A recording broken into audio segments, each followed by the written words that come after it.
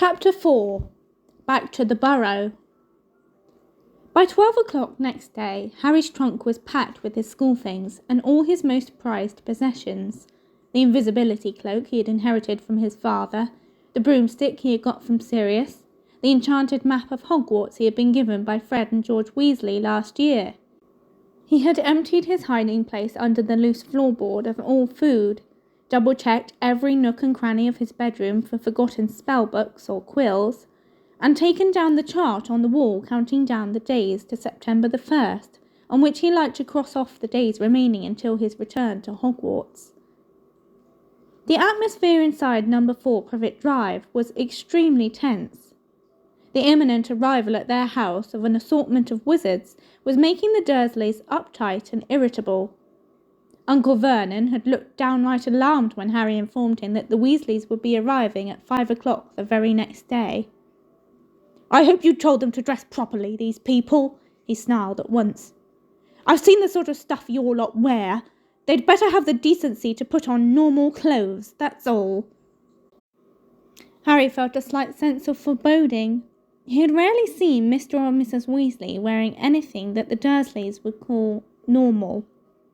Their children might don Muggle clothing during the holidays, but Mr. and Mrs. Weasley usually wore long robes in varying states of shabbiness. Harry wasn't bothered about what the neighbours would think, but he was anxious about how rude the Dursleys might be to the Weasleys if they turned up looking like their worst idea of wizards. Uncle Vernon had put on his best suit. To some people this might have looked like a gesture of welcome, but Harry knew it was because Uncle Vernon wanted to look impressive and intimidating. Dudley, on the other hand, looked somehow diminished.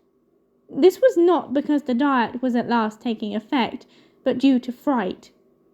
Dudley had emerged from his last encounter with a fully grown wizard with a curly pig's tail poking out the seat of his trousers, and Aunt Petunia and Uncle Vernon had had to pay for its removal at a private hospital in London. It wasn't altogether surprising, therefore, that Dudley kept running his hand nervously over his backside and walking sideways from room to room so as not to present the same target to the enemy. Lunch was an almost silent meal. Dudley didn't even protest at the food, cottage cheese and grated celery. Aunt Petunia wasn't eating anything at all. Her arms were folded, her lips were pursed, and she seemed to be chewing her tongue, as though biting back the furious diatribe she longed to throw at Harry. "They'll be driving, of course," Uncle Vernon barked across the table. Said Harry. He hadn't thought of that. How were the Weasleys going to pick him up? They didn't have a car anymore. The old Ford Anglia they had once owned was currently running wild in the Forbidden Forest at Hogwarts. But Mr. Weasley had borrowed a Ministry of Magic car last year. Possibly he would do the same today. "I think so," said Harry. Uncle Vernon snorted into his moustache. Normally, Uncle Vernon would have asked what car Mr. Weasley drove. He tended to judge other men on how big and expensive their cars were. But Harry doubted whether Uncle Vernon would have taken to Mr. Weasley even if he drove a Ferrari. Harry spent most of the afternoon in his bedroom. He couldn't stand watching Aunt Petunia peer out of the net curtains every few seconds, as though there had been a warning about an escaped rhinoceros. Finally, at 4:45, Harry went back downstairs and into the living room. Aunt Petunia was compulsively straightening cushions. Uncle Vernon was pretending to read the paper, but his tiny eyes were not moving, and Harry was sure he was really listening with all his might for the sound of an approaching car. Dudley was crammed into an armchair, his porky hands beneath him, clamped firmly around his bottom. Harry couldn't take the tension. He left the room and went and sat on the stairs in the hall, his eyes on his watch and his heart pumping fast from excitement and nerves. But 5 o'clock came and went. Uncle Vernon, perspiring slightly in his suit, opened the front door, peered up and down the street, then withdrew his head quickly. "They're late," he snarled at Harry. "I know," said Harry. "Maybe, the traffic's bad or something." 5:10, then 5:15.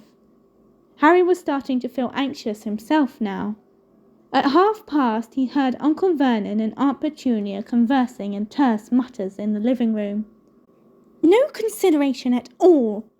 We might have had an engagement. Maybe they think they'll get invited to dinner if they're late." "Well, they most certainly won't be," said Uncle Vernon, and Harry heard him stand up and start pacing the living room. "They'll take the boy and go. There'll be no hanging around. That's if they're coming at all. Probably mistaken the day. I dare say their kind don't set much store by punctuality. Either that or they drive some tin-pot car that's broken to... Ah!" Harry jumped up. From the other side of the living room door came the sounds of the 3 Dursleys scrambling, panic-stricken, across the room. The next moment Dudley came flying into the hall, looking terrified. "What happened?" said Harry. "What's the matter?" But Dudley didn't seem able to speak. Hands still clamped over his buttocks, he waddled as fast as he could into the kitchen. Harry hurried into the living room. Loud bangings and scrapings were coming from behind the Dursleys' boarded-up fireplace, which had a fake coal fire plugged in front of it. "What is it?" gasped Aunt Petunia, who had backed into the wall and was staring, terrified, towards the fire. "What is it, Vernon?" But they were left in doubt barely a second longer. Voices could be heard from inside the blocked fireplace. "Ouch! Fred, no! Go back! Go back! There's been some kind of mistake. Tell George not to... Ouch! George, no! There's no room! Go back quickly and tell Ron. Maybe Harry can hear us, Dad. Maybe he'll be able to let us out." There was a loud hammering of fists on the boards behind the electric fire. "Harry! Harry, can you hear us?" The Dursleys rounded on Harry like a pair of angry wolverines. "What is this?" growled Uncle Vernon. "What's going on?" They've tried to get here by flue powder," said Harry, fighting a mad desire to laugh. "They can travel by fire, only you've blocked the fireplace. Hang on." He approached the fireplace and called through the boards. "Mr. Weasley, can you hear me?" The hammering stopped. Somebody inside the chimney-piece said, "Shh!" "Mr. Weasley, it's Harry. The fireplace has been blocked up. You won't be able to get through there." "Damn," said Mr. Weasley's voice. "What on earth did they want to block up the fireplace for?" "They've got an electric fire," Harry explained. "Really?" said Mr. Weasley's voice excitedly. "Eclectic, you say? With a plug? Gracious, I must see that. Let's think. Ouch, Ron!" Ron's voice now joined the others. "What are we doing here? Has something gone wrong?" "Oh, no, Ron," came Fred's voice very sarcastically. "No, this is exactly where we wanted to end up." "Yeah, we're having the time of our lives here," said George, whose voice sounded muffled, as though he was squashed against the wall. Boys, said Mr. Weasley vaguely. "I'm trying to think what to do." "Yes, only way. Stand back, Harry." Harry retreated to the sofa. Uncle Vernon, however, moved forwards. "Wait a moment," he bellowed at the fire. "What exactly are you going to—" Bang! The electric fire shot across the room as the boarded-up fireplace burst outwards, expelling Mr. Weasley, Fred, George, and Ron in a cloud of rubble and loose chippings. Aunt Petunia shrieked and fell backwards over the coffee table. Uncle Vernon caught her before she hit the floor and gaped, speechless at the Weasleys, all of whom had bright red hair, including Fred and George, who were identical to the last freckle. "That's better," panted Mr. Weasley, brushing dust from his long green robes and straightening his glasses. "Ah, you must be Harry's aunt and uncle." Tall, thin, and balding, he moved towards Uncle Vernon, his hand outstretched, but Uncle Vernon backed away several paces, dragging Aunt Petunia. Words utterly failed Uncle Vernon. His best suit was covered in white dust, which had settled in his hair and moustache, and made him look as though he had just aged 30 years. Yes, Sorry about that, said Mr. Weasley, lowering his hand and looking over his shoulder at the blasted fireplace. It's all my fault. It just didn't occur to me that we wouldn't be able to get out at the other end. I had your fireplace connected to the Flu network, you see, just for an afternoon, you know, so we could get Harry. Muggle fireplaces aren't supposed to be connected, strictly speaking, but I've got a useful contact at the Flu regulation panel, and he fixed it for me. I can put it right in a jiffy, though. Don't worry. I'll light a fire to send the boys back, and then I can repair your fireplace before I disapparate. Harry was ready to bet that the Dursleys hadn't understood a single word of this. They were still gaping at Mr. Weasley, thunderstruck. Aunt Petunia staggered upright again and hid behind Uncle Vernon. "Hello, Harry," said Mr. Weasley brightly. "Got your trunk ready?" "It's upstairs," said Harry, grinning back. "We'll get it," said Fred at once. Winking at Harry, he and George left the room. They knew where Harry's bedroom was, having once rescued him from it in the dead of the night. Harry suspected that Fred and George were hoping for a glimpse of Dudley. They had heard a lot about him from Harry. "Well," said Mr. Weasley, swinging his arms slightly while he tried to find words to break the very nasty silence. Very nice place you've got here." As the usually spotless living room was now covered in dust and bits of brick, this remark didn't go down too well with the Dursleys. Uncle Vernon's face purpled once more, and Aunt Petunia started chewing her tongue again. However, they seemed too scared to actually say anything. Mr. Weasley was looking around. He loved everything to do with Muggles. Harry could see him itching to go and examine the television and the video recorder. "They run off electricity, do they?" he said knowledgeably. "Ah, yes, I can see the plugs. I collect plugs," he added to Uncle Vernon. "And batteries. Got a very large collection of batteries. My wife thinks I'm mad, but there you are." Uncle Vernon clearly thought Mr. Weasley was mad too. He moved ever so slightly to the right, screening Aunt Petunia from view, as though he thought Mr. Weasley might suddenly run at them and attack. Dudley suddenly reappeared in the room. Harry could hear the clunk of his trunk on the stairs and knew that the sounds had scared Dudley out of the kitchen. Dudley edged along the wall, gazing at Mr. Weasley with terrified eyes, and attempted to conceal himself behind his mother and father. Unfortunately, Uncle Vernon's bulk, while sufficient to hide bony Aunt Petunia, was nowhere near enough to conceal Dudley. "Ah, this is your cousin, is it, Harry?" said Mr. Weasley, taking another brave stab at making conversation. "Yep," said Harry. "That's Dudley." He and Ron exchanged glances, then quickly looked away from each other. The temptation to burst out laughing was almost overwhelming. Dudley was still clutching his bottom as though afraid it might fall off. Mr. Weasley, however, seemed genuinely concerned at Dudley's peculiar behaviour. Indeed, from the tone of his voice when he next spoke, Harry was quite sure that Mr. Weasley thought Dudley was quite as mad as the Dursleys thought he was, except that Mr. Weasley felt sympathy rather than fear. "Having a good holiday, Dudley?" he said kindly. Dudley whimpered. Harry saw his hands tighten still harder over his massive backside. Fred and George came back into the room, carrying Harry's school trunk. They glanced around as they entered and spotted Dudley. Their faces cracked into identical evil grins. "Ah, right," said Mr. Weasley. "Better get cracking then." He pushed up the sleeves of his robes and took out his wand. Harry saw the Dursleys draw back against the wall as one. "Incendio," said Mr. Weasley, pointing his wand at the hole in the wall behind him. Flames rose at once in the fireplace, crackling merrily as though they had been burning for hours. Mr. Weasley took a small drawstring bag from his pocket, untied it, took a pinch of the powder inside, and threw it onto the flames, which turned emerald green and roared higher than ever. "Off you go then, Fred," said Mr. Weasley. "Coming," said Fred. "Oh, no, hang on." A bag of sweets had spilled out of Fred's pocket, and the contents were now rolling in every direction. Big, fat toffees in brightly coloured wrappers. Fred scrambled around, cramming them back into his pocket, then gave the Dursleys a cheery wave, stepped forward and walked right into the fire, saying, "The Burrow!" Aunt Petunia gave a little shuddering gasp. There was a whooshing sound, and Fred vanished.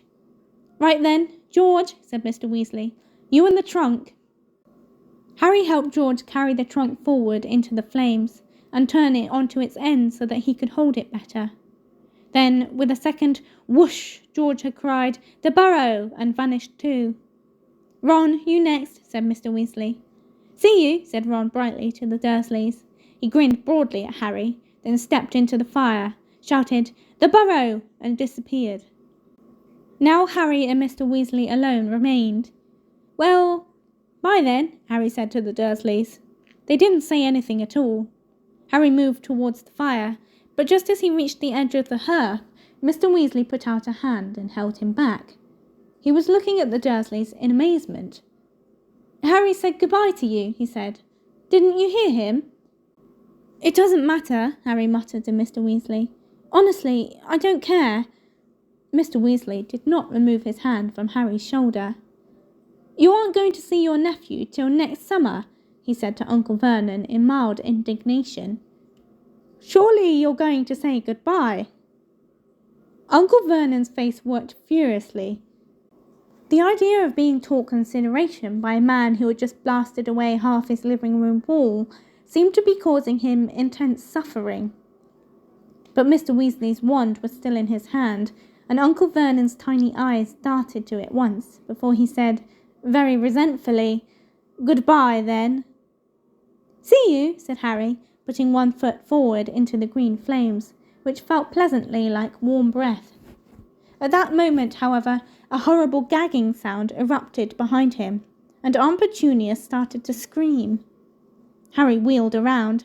Dudley was no longer standing behind his parents. He was kneeling beside the coffee table, and he was gagging and spluttering on a foot-long, purple, slimy thing that was protruding from his mouth. One bewildered second later, Harry realised that the foot-long thing was Dudley's tongue, and that a brightly coloured toffee wrapper lay on the floor before him. Aunt Petunia hurled herself onto the ground beside Dudley, seized the end of his swollen tongue, and attempted to wrench it out of his mouth. Unsurprisingly, Dudley yelled and spluttered worse than ever, trying to fight her off. Uncle Vernon was bellowing and waving his arms around, and Mr. Weasley had to shout to make himself heard. "Not to worry, I can sort him out," he yelled, advancing on Dudley with his wand outstretched. But Aunt Petunia screamed worse than ever and threw herself on top of Dudley, shielding him from Mr. Weasley. "No, really," said Mr. Weasley desperately. "It's a simple process. It was the toffee. My son Fred, real practical joker, but it's only an engorgement charm. At least, I think it is. Please, I can correct it." But far from being reassured, the Dursleys became more panic-stricken. Aunt Petunia was sobbing hysterically, tugging Dudley's tongue as though determined to rip it out. Dudley appeared to be suffocating under the combined pressure of his mother and his tongue, and Uncle Vernon, who had lost control completely, seized a china figure from the top of the sideboard and threw it very hard at Mr. Weasley, who ducked, causing the ornament to shatter in the blasted fireplace. "Now, really," said Mr. Weasley angrily, brandishing his wand, "I'm trying to help." Bellowing like a wounded hippo, Uncle Vernon snatched up another ornament. "Harry, go! Just go!" Mr. Weasley shouted, his wand on Uncle Vernon. "I'll sort this out." Harry didn't want to miss the fun, but Uncle Vernon's second ornament narrowly missed his left ear, and on balance, he thought it best to leave the situation to Mr. Weasley. He stepped into the fire, looking over his shoulder as he said, "The Burrow!" His last fleeting glimpse of the living room was Mr. Weasley blasting a third ornament out of Uncle Vernon's hand with his wand, Aunt Petunia screaming and lying on top of Dudley, and Dudley's tongue lolling around like a great slimy python. But next moment Harry had begun to spin very fast, and the Dursleys' living room was whipped out of sight in a rush of emerald green flames.